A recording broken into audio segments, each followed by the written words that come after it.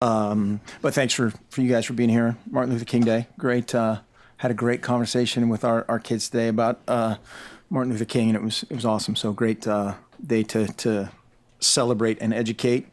But just want to thank all of our staff, our assistant coaches, everybody behind the scenes for this past season, and particularly their families, especially this time of year. It's a grind of what our guys do. All of our, everybody kind of throws that into the bucket of support staff. Everybody around here was awesome throughout the season, and fighting to keep all those guys here. Our supporters, our fans, the students were incredible all year long. Our fans. The representation on the road, obviously at home, the sellout streak, keeping that alive was huge, but on the road as well, turning a bunch of road games into home games. The Rose Bowl was incredible. The representation of the national championship was really impressive, and I just want to thank them and I guess invite them back. Come back and buy some more season tickets and come see the next edition of the Ducks. Obviously, our donors and everybody else that makes that happen. The players, above all, I want to say thank you to those guys.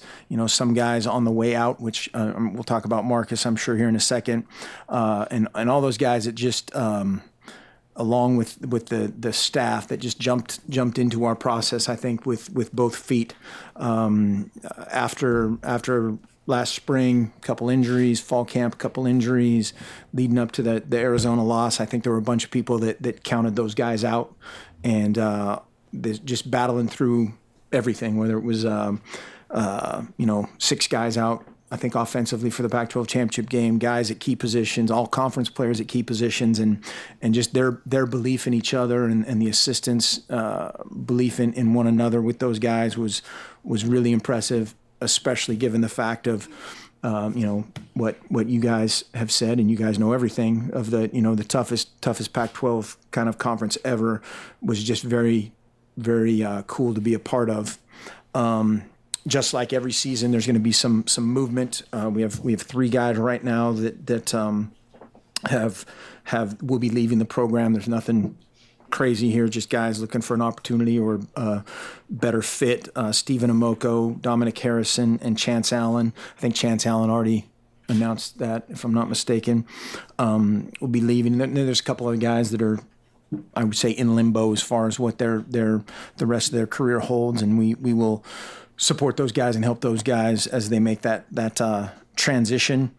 Obviously, Marcus leaving and Eric leaving. Marcus is a guy that obviously has an indelible mark in this program in a lot of ways, and somebody that will continue to motivate us on a daily basis. But at the same time, we have to flush it and turn the page, so to speak. There's been a lot of guys and a lot of times throughout my recent history here over that many years, is 7, I don't even know now, 6, 7. And, after Dennis Dixon or after Joey Harrington or after LaMichael James or after these, irreplaceable guys, somehow, some way, either the assistants or a group of guys or somebody else steps up, and that will certainly happen. And then our bullet points from here on out are get off to a great start, as is kind of an odd start to our winter term academically, but getting off to a great start that way. From a player standpoint, take a little time away to refresh, and then flip that page and gear towards getting better. And then from a coaching standpoint, we'll finish up recruiting here strong. Really have a week and a half left of recruiting, and just get that grind and finish strong through next Wednesday, and then also get ready for it's 4 guys, right? 4 Ducks in the Super Bowl, 4 guys in the active rosters for the Super Bowl. So that'll be a great thing. Can't pick a side though. So, all right, we'll open it up. Questions? A couple days ago, I had a chance to catch up with Joey Harrington. You mentioned it, and really kind of a emotional feeling, and kind of talked about a privilege of being united in one way or another, and the record books kind of sharing the records with Marcus. How do you look back on just being able to coach him, the privilege of coaching a guy like that? Definitely the word you chose there, I think, is correct. A privilege of being around that guy every day makes you better. Made our team better. I think it's as I've said many times, it's a great person to have any son, any daughter look up to on the field, off the field, because the real life Marcus is exactly what you see and probably a little bit better.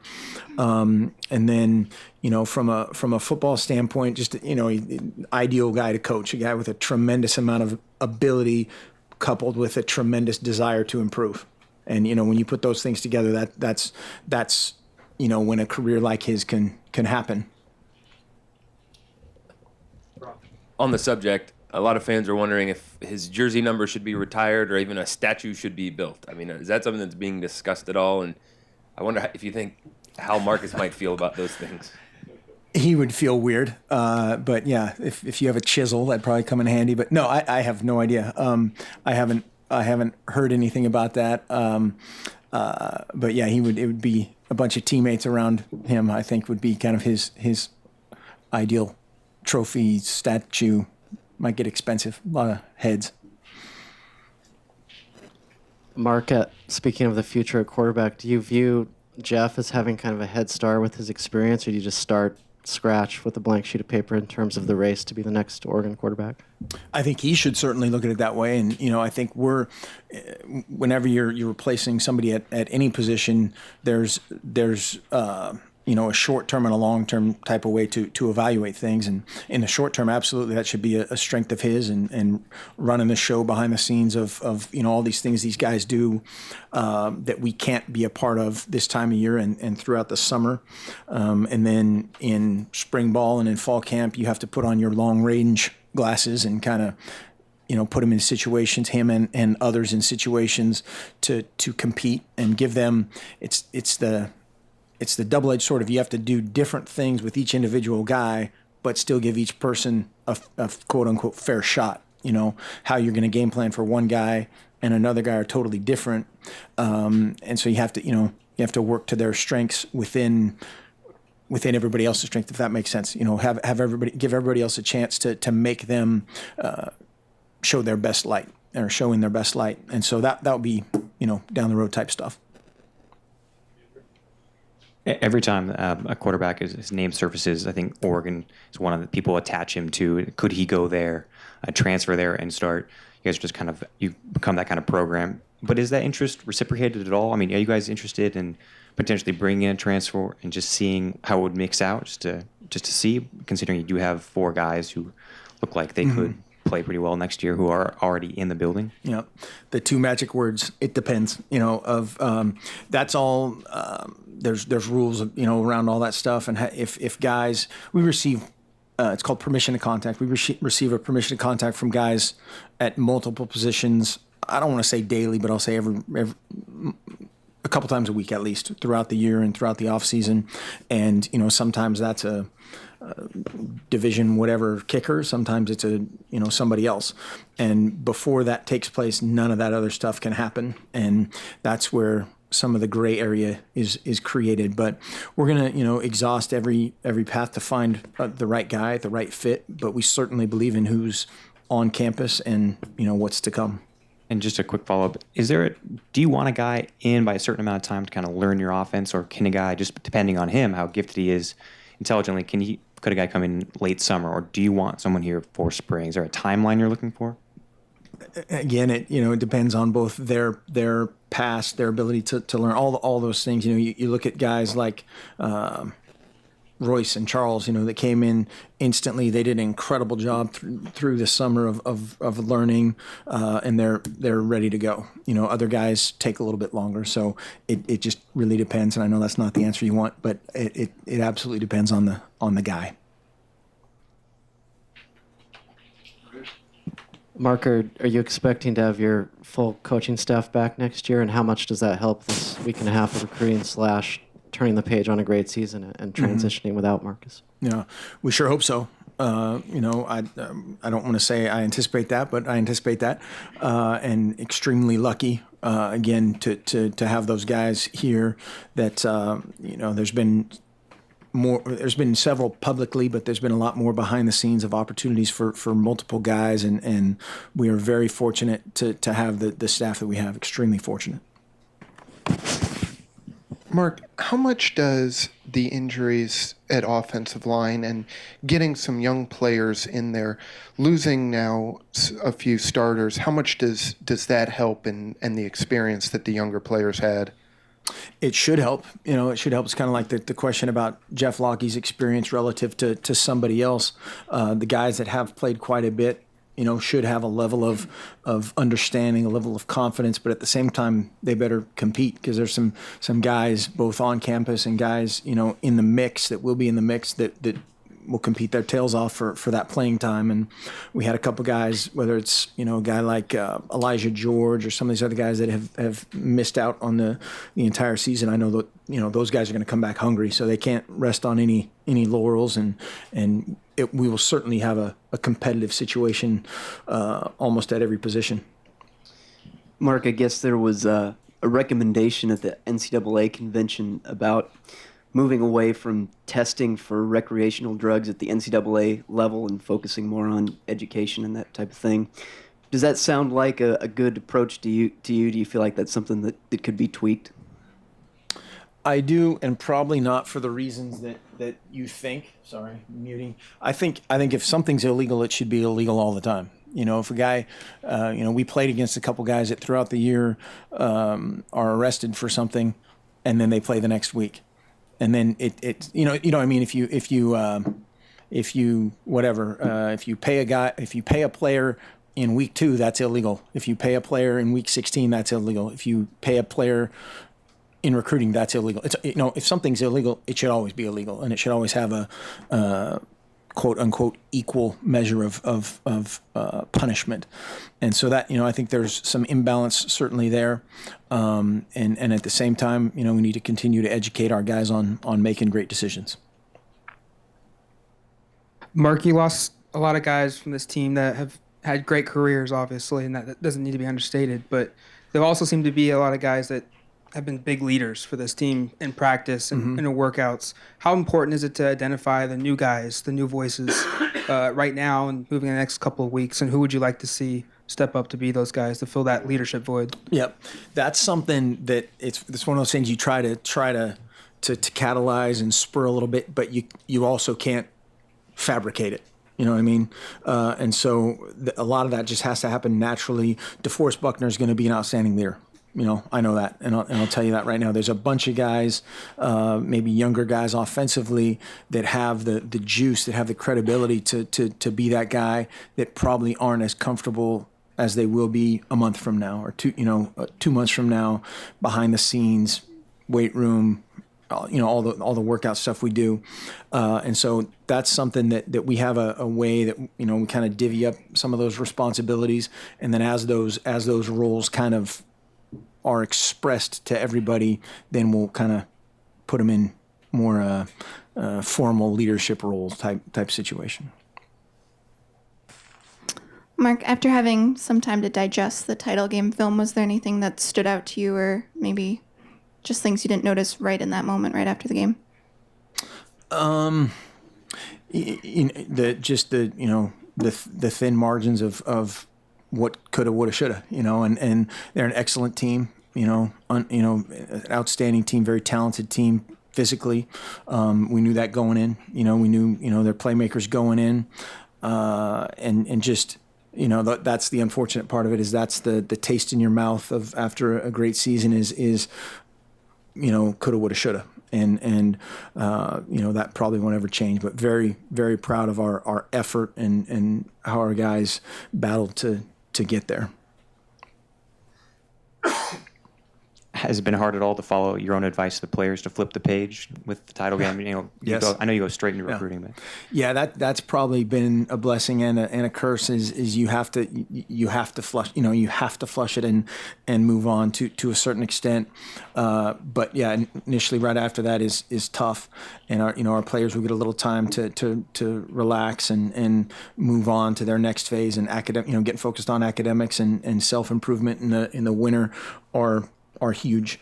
But yeah, I need to definitely take my own advice in that regard. Yeah, I will expand on that a little bit. What kind of advice do you give, let's say, for instance, following Marcus's footsteps, obviously is going to be a tough one. So when you put your arm around Lockie, and what kind of advice do you give a player next year in terms of staying focused and just playing within themselves rather than trying to live up to the standards that have been set ahead? Chris, you should relax, first of all. Just relax. No, I think that's you said it best right there. All those guys, it's you have to step up with confidence, but within yourself. He doesn't have to. He's not going to run 4.4 to use Jeff as an example. But being a distributor, being a point guard, being a great leader, being a great teacher during the offseason, those are all things that he can do very easily and needs to do. By the same token, it's somebody at center, it's somebody at left tackle, it's somebody filling Eric Armstead's role. All those things are things that happen. Guys don't have to do superhuman things. They have to be a better version of themselves each day and fit the scheme where they're asked to do that.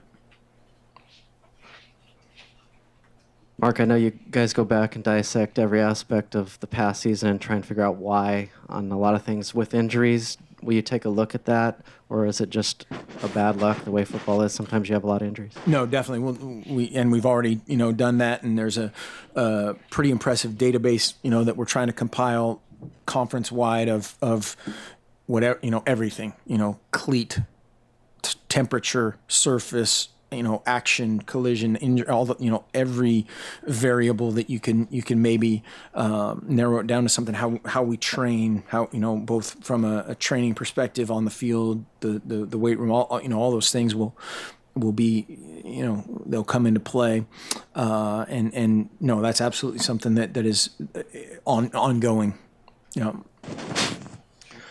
Mark, what lessons did you guys, as a program and you as a head coach, did you learn in the national championship game that you can take forward in the future? Well, there's game to game. There's things obviously that you're always learning, whether it's a 40-point win or a loss in the national championship game. There's stuff that whatever it is, technique, scheme, all the stuff that you're trying to improve upon, not only year to year but week to week, and so that isn't much different. There's what I don't know what the right word is, hurdles, things that you have to overcome. I think leading up to the game, they said 15 out of 22 of Ohio State's starters were from Ohio. That's a reality, and so that's probably not going to happen here. As a native Oregonian, and I love the state of Oregon and everybody here, I don't think they would want that, and so that's it's not an excuse. It's something that we have, facilities and relationships and all these things that that's our way to compete against that, so to speak. But that's a battle that we'll fight forever, just the demographics of the state and our location. That's not going to change. And then all the other stuff, again, I think in that one game situation, everything's always blown up of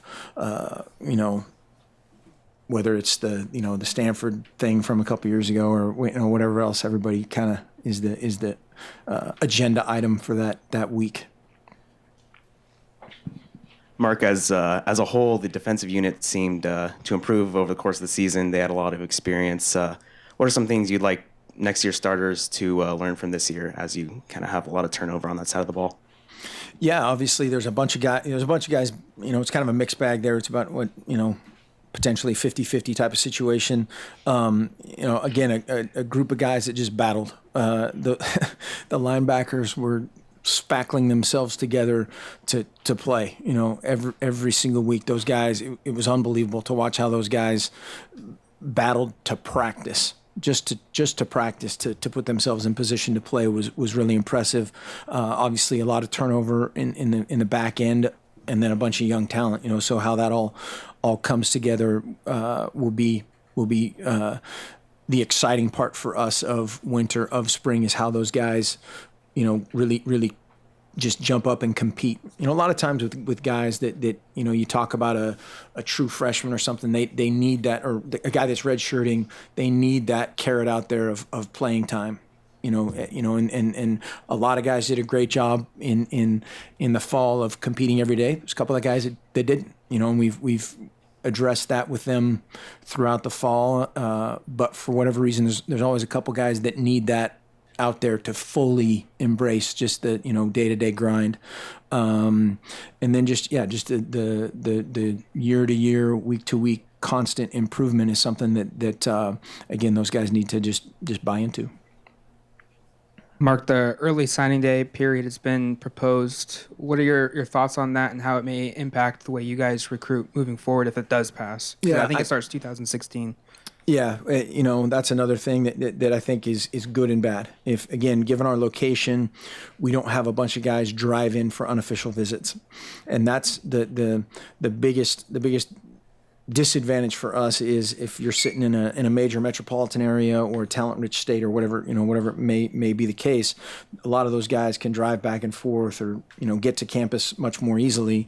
And what I would like to see is have the ability to pay for those guys to come to camp. Have that be an official visit in June. Have a 3-week window in June where we can pay for those guys to come. Ideally, we would love to be able to pay for one or more parents, just as basketball has started to do. And then I think that would be equitable. If it's an early signing period and we can't do that, that then hinders our ability to, give those guys as best of chance or as high a percentage as possible to come to campus. So mixed bag. Good time for one or two more questions, Andrew. I remember last year spring ball, the getting bigger was the big talking point. Was they spent January to March kind of adding weight and adding strength. Do you give you guys a directive at all to kind of head into spring ball with this year? And then on top of that, how do you view your own role in this kind of off season before spring ball? How much contact do you have with these guys? Mm-hmm. Getting better. And absolutely me first and foremost in every way. And then we have everything will be drilled down 100% to the individual. So it's, this guy needs, to gain weight, to lose weight, to maintain weight, but increase, the muscle ratio, all that, all the stuff that we'll sit down and talk to these guys, both from a performance standpoint in the weight room, training room aspect of it, the football aspect of it, and then the person, the person of life and goals and dreams and academics and all those things. And that's what we'll do a ton of. And then collectively, we'll have our normal deal. Can you talk about Morgan Mahalik and Ty Griffin's progression this fall, both mentally and physically? Yes, those guys, that's another position. Those guys, I think, did a I would say average to above average job of staying dialed in. A transfer kid that's ineligible in Ty's case, it's that you never really know exactly where his mind is from an understanding standpoint of the big picture of the offense, and certainly the nuanced stuff, because he doesn't do it. He comes in and he's running the scout team the whole time.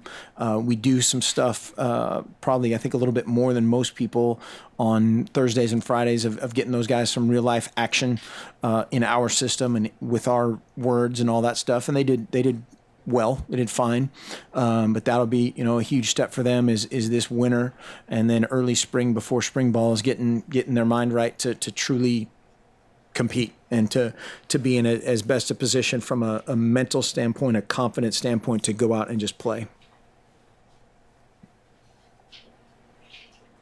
Mark, do you expect the ride you had, the success you guys had with the inaugural college football playoff, will that give you guys a boost in recruiting? How does that kind of help you guys in recruiting? We'll see. We've had a great reception across the country in terms of just the University of Oregon, both the football brand and the academic brand, and so that's been great. And then we certainly, I don't think it's not going to hurt us in any way. And then we just need to harness that to identify the right guys. Again, the not just the guy that's enamored by the shiny stuff, but the guy who wants to again come here and maximize his existence. I'll wrap it up with one final question, Coach. You got to be a part of the first ever college football playoff. You went through the process. Was there anything about it that seemed awkward, or if you were a king for a day that you would change in that process 3 days down before? I mean, the long bowl week, and then you come back home, and then you go back down. Anything about that was awkward? It was probably awkward just in terms of the well, I don't know if it was awkward. The lead up to the national championship game was different. Obviously the last time we played the national, I can't remember 30-something days or 40-something days long, distance between your last game and the national championship, and then the fact that we started school, that was a weird vibe. In a lot of ways, it was like just another away game, but with ramifications, the way we had to structure it, and then obviously at some point we have to address the path to the playoff and the whatever the right word is, the equity of scheduling leading up to that. But I think it did. I mean, incredible the publicity that was generated for this state, for our university. You can't put a dollar figure on that, and I thought everything from that standpoint was incredibly positive, both again from a university standpoint and a football standpoint.